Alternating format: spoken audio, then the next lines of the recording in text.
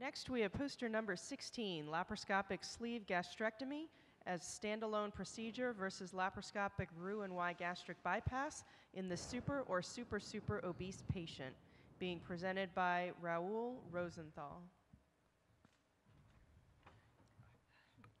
Thank you for the opportunity. I'm presenting on behalf of Raul Rosenthal. Yeah. I said, you don't look like Raul. No. I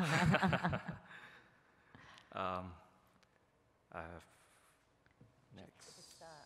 Next. Okay. I have nothing to disclose. So the purpose of the study was to identify the comorbidities, the operative outcomes, including excess weight loss percent and major complications in the super obese patients where we did a standalone sleeve versus a standalone Roux-En-Y gastric bypass. And this is important because this is a follow-up to the 2005 SAGES debate on which procedure is best in these patients. And from that meeting, the Roux-En-Y gastric bypass was favored as the procedure of choice. Because the sleeve gastrectomy was first reported in 2003 as a primary operation for obesity, it was still a new procedure at that time. And since the 10 years, outcome data have been comparable to the gastric bypass. And although the sleeve is considered as a restrictive procedure, it is increasingly recognized as a metabolic procedure.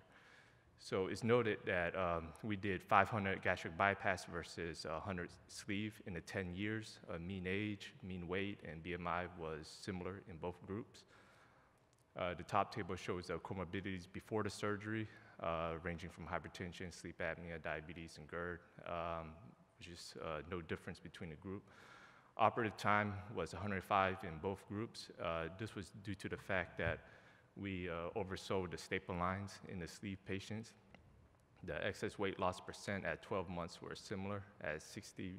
The remission rate of hypertension and diabetes were similar in both groups. And for GERD, it was significantly higher in the gastric bypass, which is suspected in acid diverting procedure, and the fact that we recommended the sleeve in patients who had severe reflux. This table shows the major complication ranging from bowel obstruction, stricture, leak, and fistula. And it's notable that our sleeve group didn't have any major complications. And a good half of those complications in the bypass group, it requires surgical management. So a sleeve gastrectomy as a standalone procedure has excellent short-term effects, which is very comparable to the gastric bypass with less morbidities in the super obese patients. Thank you.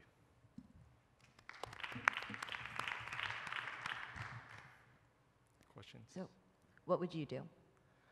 Well, it's up to the patient. Well, if you had a patient who said, I don't care, you tell me which one's better, what would you do? Would you do a bypass or a sleeve? We recommend the sleeve. Okay. Yeah. Is that because you can add a switch if they don't lose the weight later? Right, yes. Okay, so in an equivalent model, you have a second option. Yes, yes. Great. That's right. Any questions from the audience? Great job. Thank you so much.